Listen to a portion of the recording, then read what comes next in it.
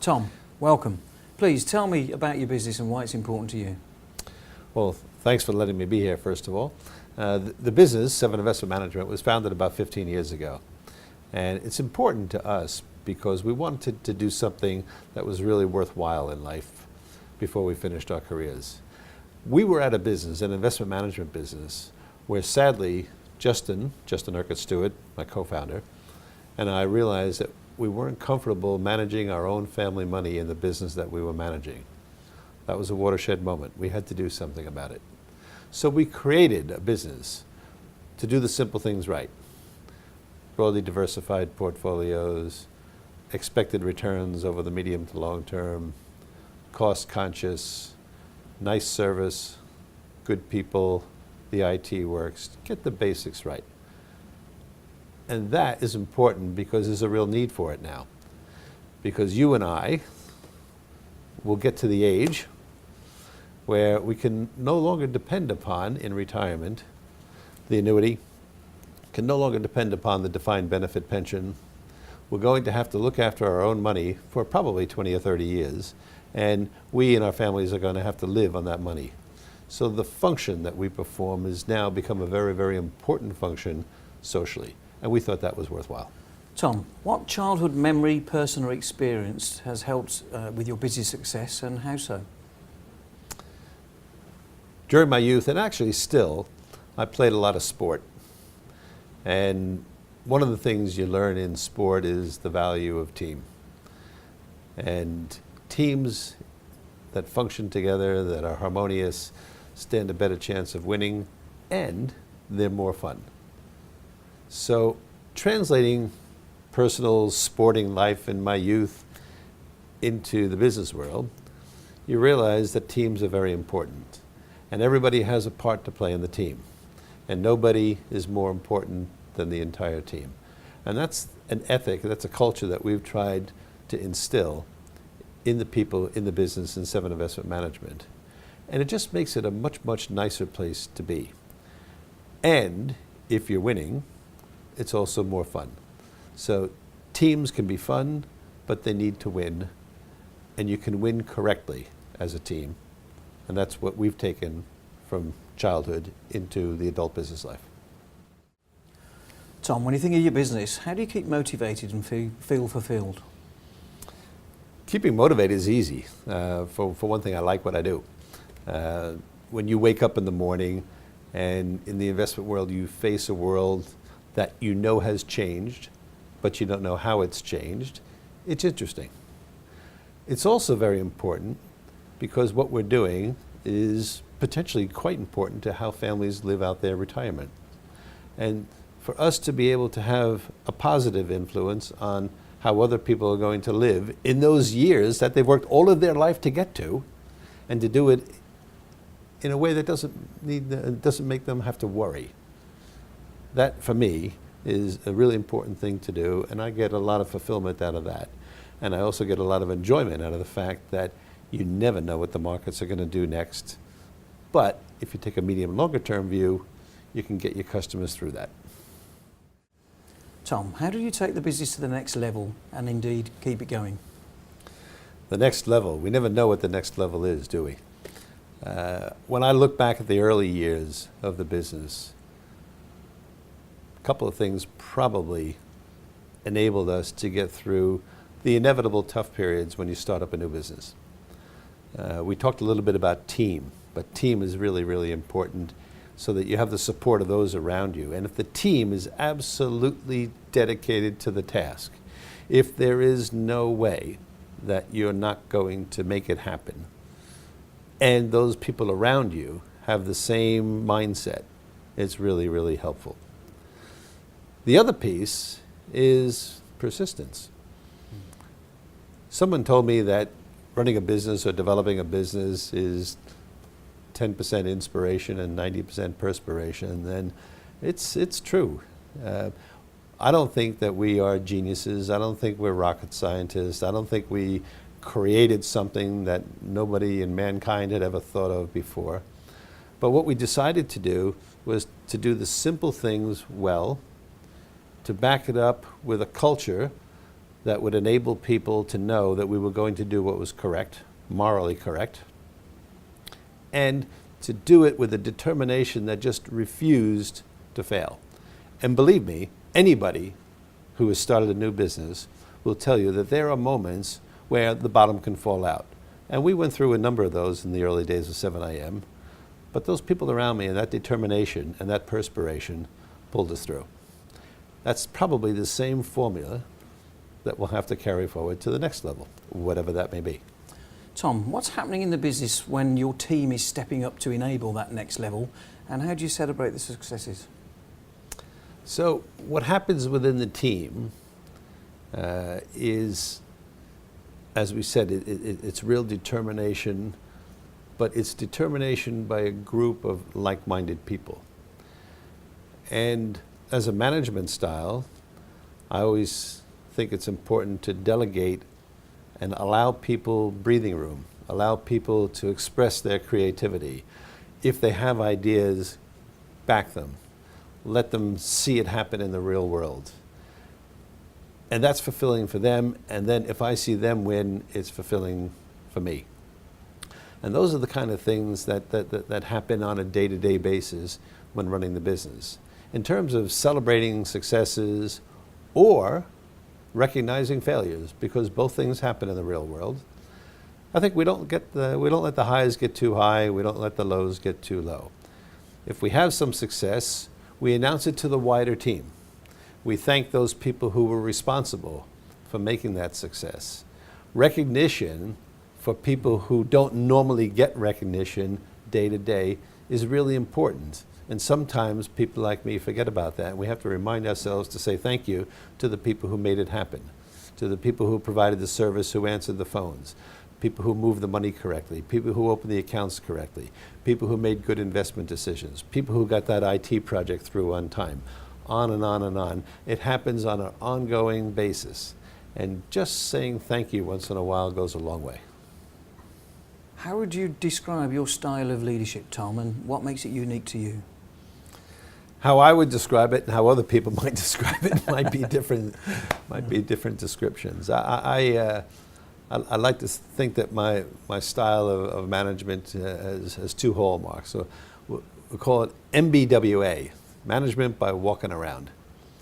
Walk around, see what people are up to, who's talking to who's in, who's not in, who's got meetings booked, what's on their screen, what's their body language. You know, there's all sorts of things that you can tell about somebody's day just by walking around. You can also say to people something innocent like, how you doing? What's going on? And if there is something going on, they'll blurt it out. And I very often find information down the end of the corridor that I had no idea I was going to find when I got up and got out of my chair. But you have to get up and get out of your chair and walk around by doing it. The other thing that I would say is to be honest, open, blunt with people, but honest and open and blunt without sharp edges. So you tell people the truth in monosyllables if need be, but for the purpose of making sure we understand each other. And I guess as a Yank, a New York City boy, being right about there comes kind of naturally to me. So I've tried to encourage other people, particularly when talking to me, say it like it is. Tell me what you really think. Don't worry that my title says Chief Executive. You're talking to Tom. Tom is interested in the business. And if you have something about the business that I need to know, tell me. It's good news. It's a positive thing to do. So walk around, talk to people, tell it like it is, encourage people to tell you like it is. Simple stuff. I would like to think that was probably the management style. Tom, thinking back over your career, when have you personally felt stuck? And indeed, how then did you move forward? Which kind of stuck do you mean? When did I feel stuck? I felt really stuck before we started 7am. I was working for a large organization that shall remain nameless. This large organization had 4 or 5 different components of the business that were all approaching the same client base with different kinds of investment products. And so what happened was we had internal warfare. You fought with each other. You had political considerations that you just never really should have to have dealt with. And so when it came time to give our annual plan for the next year, Justin and I had this, I just thought, common sense idea. Why don't you take all 6 businesses and put them together and have one platform, save a lot of cost, get rid of a lot of angst, focus more on the customer and what it is that they want. And at the end of that nice plan that we laid out for them, they leaned over and they said, "Why, thank you for that, Tom." And so we're walking down the hallway later, and Justin said, "That meant no." So I said, "Great." So we told them what we think that we ought to do, and then they said, "No, you can't do it." And we were stuck. We were stuck. I didn't really know what to do. So I said to Justin, "Look, we can either sit here with our tail between our legs now that we've been told to go back and be good boys, get on our stools again, or we can go out and do what we think is correct." And he said, "You're mad." But he knew that already. And long story short, we did go out and we are doing what we think is correct. And now I'm kind of feeling unstuck. Tom, what's most important to you? Is it vision, core values, or indeed is it something else? I guess when it comes to the business, I would have to say that our tenets are most important to us. Justin and I agreed that if we were going to go start up a business, that there was a certain style of business that we wanted to have, and we wanted the people around us to embrace and embody. And we called it doing the right thing. So talk in plain English. If somebody really needs something which doesn't cost a lot of money, then don't try to sell them something that costs more money. Tell people the truth if what they're looking at in their own finances isn't a wonderful story, and then try to help them constructively find a way back into a picture that's a little bit better. Broadly diversify the portfolios, be steady Eddie, be cost conscious, have the technology that works, good service. All those things are part of our tenets. But the core tenet of 7IM is to do what's correct. Now, that is not because we're saints. We're not saints. I actually think commercially it's good sound logic. If you develop a reputation for doing what's right, then there's a half a chance that actually other people are going to say, "Well, I wouldn't mind being looked after by somebody who behaves that way." Mm-hmm. Now, we also have to be competent. We also have to get our good results. We have to get the service, the technology we talked about before. But if you can start from mentally, I want this business to not earn some of the headlines that city firms have gotten over the years. Prove that decent people can win. That's what's important to us. Tom, how do you share and communicate the culture within your business? Probably the most effective way of sharing or demonstrating the culture is by the way that we behave ourselves. Justin and I sit out in the middle of the floor. We don't have an office. Everybody can see what we do. They know if we're in early, if we're there late, whether we're on the phone, whether we're out talking to people. They see how we talk to people. They see whether or not we're trying to help somebody else. It's very transparent what we're up to. We're not always up to something wonderful, but they need to see that too. But I think leading by example, if I could put it that way, or just showing people this is the way we want to live. We'd like you all to live in the same way that communicates that message to our clients. So by what you do, what you say, how you act, how much you care about somebody else, they'll see that. And they'll either pick up on it or if they don't pick up on it, then maybe they don't belong at 7 a.m. Tom, what's the most significant change that you've brought into the business, and indeed how did you implement? The most important change is probably change management. And what we call change management is any project or process or product or service that we'd like to introduce, and taking it from the thought to the delivery and then the follow-up after the delivery. We found, particularly in the early to middling years of the 15 years that we've been around, that we were having trouble implementing change. And we had lots of good ideas, but we couldn't get them all out to market. And then when we examined why it was that we weren't able to get everything that we wanted to out to market, we found that, well, we didn't always write down what we wanted. And if you don't write things down, then somebody else is going to interpret whatever they're going to they think that you said.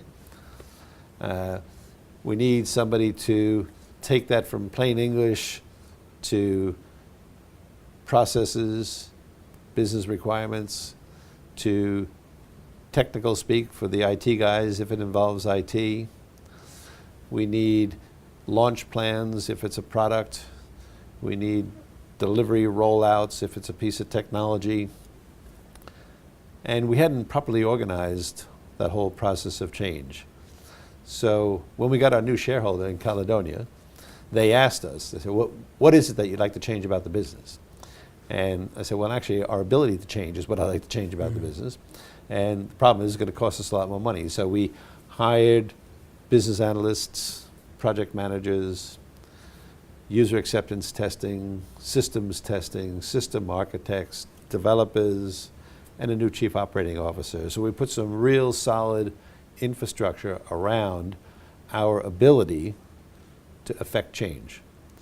Now, we've got a half a chance that if we've got a decent idea, that we'll be able to get it out to market at some reasonable amount of time, at some reasonable cost. Now we just have to have a few ideas. Tom, how important is it to you to demonstrate that you've reached a level of success? I guess it depends how you define success. My gut instinct is not important at all to demonstrate that you've been successful. A couple of times in my life when I allowed myself the luxury of thinking that from a business standpoint we'd had some success, I found that somehow, subliminally perhaps, we took our foot off the pedal. And 6, 9, 12 months later, we found out that the competition was creeping up or passing us. So walking around saying we've been successful is not really our cup of tea. Success that we do want to celebrate, we do want to recognize, is quality. Mm-hmm. So if we do things in a way that delivers what we're trying to deliver with quality, whether it's service or whether it's investment performance, whether it's technology, whether it's how you write brochures. If you can concentrate on quality, if you can concentrate on the things that you're actually in control of. Mm-hmm. So you're not always in control of the ultimate outcome, but you're in control of how you behave every day, and you're in control of the inputs that could lead to a good outcome. So get people to focus on what they're directly in control of. I give the example, the Olympic team, the cycling team, when they won all their medals. And the coach for the cycling team taught them not to worry about what color medal that they were going to get. He said, you worry about your diet, you worry about your bike, you worry about your sleeping habits, you worry about all those things that you're in control of, how you breathe, just those basic things that they could completely control. And if you have a plan that includes all of those things well done, you're going to get the right outcome. But you can't control how fast your competitor goes. Mm. So what we're trying to identify as success is doing the things that we're in control of really, really well. And that's the quality that we're looking for. Tom, what would you say the biggest leadership challenges are for you, or indeed general leaders today? We talked a little bit about change. I think the pace of change is probably the biggest challenge that we have to deal with right now. You've got change in terms of the clients, their preferences keep changing. You've got changes in competitors, you've got changes in technology, you've got changes in regulation, and they all seem to be happening at an accelerating pace. So you not only have to keep up with change and the pace of change, you have to anticipate it. You have to read, where is this taking us? What does it look like 3 or 4 or 5 years from now, and how do I get there in 2 or 3 years instead of 4 or 5? And doing that on all fronts is really, really a challenge. However, it's that challenge that makes it interesting, and it's those that are able to deliver the change to meet the challenge that will come up on the right side of the equation. So keeping on your toes, having your eyes open, what's going on, and having the ability to see how to react and to implement what that reaction ought to be is keeping up with the pace of change. That's I think, our hardest job right now. If on, I'm sure, the very rare occasion, but how do you deliver bad news to your team?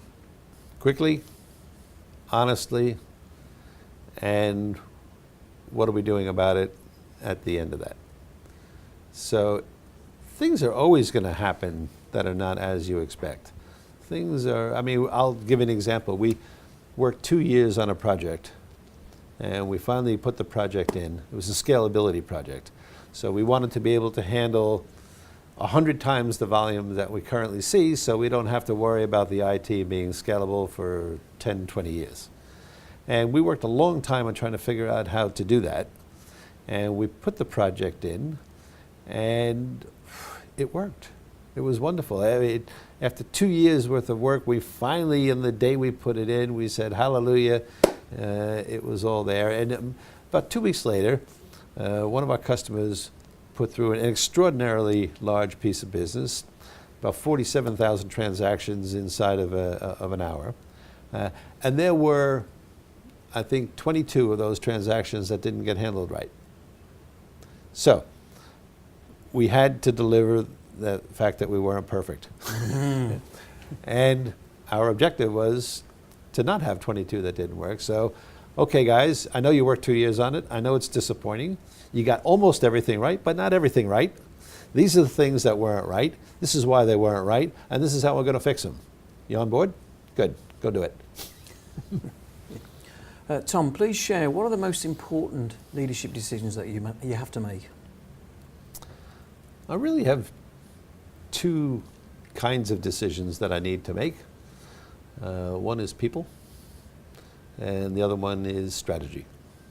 In terms of people, if you get like-minded people, if you get the people who are not only technically capable, but also a good cultural fit, then, and they can operate in a team, then you're going to have the kind of environment that will be conducive to getting things done.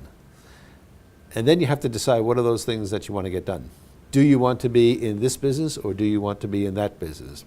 Is the industry taking us this way, or is the industry taking us that way?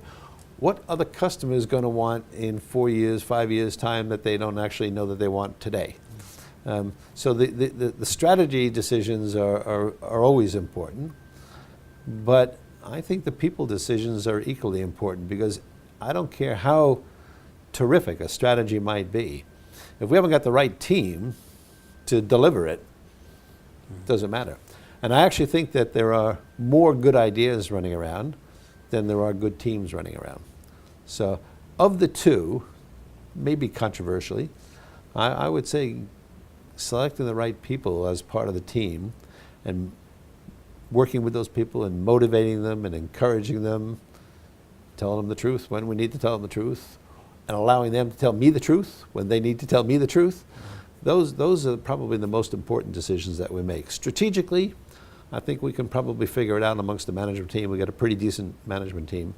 But the people side of it, we probably see 10 to 15 to 20 people for every one that we invite to join the team. So it's time consuming, it takes up a lot of time, but it's worth it. You get the right folks on board, good things happen. Tom, what do you wish that you'd have known 10 years ago, and why is that important? Tough question. Tough question. I suspect that had I learned 10 years ago to be a better listener, I might have made fewer mistakes. I might have made better judgments. Not only listening to the people that I work with, listening to the customers, listening to the markets, listening to what the regulators are trying to tell us. They telegraph what's coming. And sometimes, particularly when you're in the early years of a new business, you're gung-ho, you've got your ideas, you're charging ahead, you're right, everybody's wrong. And you don't stop and listen often enough to, are things changing? So the RDR was an example. RDR? The RDR, sorry, it was the Retail Distribution Review, and it was the regulator trying to re-regulate how the industry behaved. And if you really listened and if you took them seriously, they telegraphed the kind of things that were to come, and they were particularly concerned about some sales behaviors, and we got that one, we saw that one, and there were financial planners that did real plans, and there were some financial planners that actually were product sellers. They were trying to get rid of the product sellers in the market, although they didn't actually say it that way. We got that piece. But the ramifications of that were that a lot of people with small amounts of money could no longer get advice. And had you known that early on, you might have come up with something to try to help those people. And now you're seeing lots of robo-advice offerings come out in response to what's happened. But this is 4, 5, 6 years later. So we could have listened there a little bit better. We could have listened to what was going on in the United States, and we could have found out that price competition was going to become more fierce than it had been in the UK, and that's arrived. And it's no bad thing. It's no bad thing for the customers. The regulator has also latched on to that one, and we could have heard that from them. From the pension regulator, they telegraphed that there were certain changes coming in terms of the annual allowances, the lifetime allowances rather, getting smaller and smaller. You know, on and on and on and on and on. We were so full of our own business plan that I don't think often enough we took the time to just keep the mouth closed and the ears open. And so we try to do that a little more these days. Still not sure we're good enough at it, though. Thank you, Tom.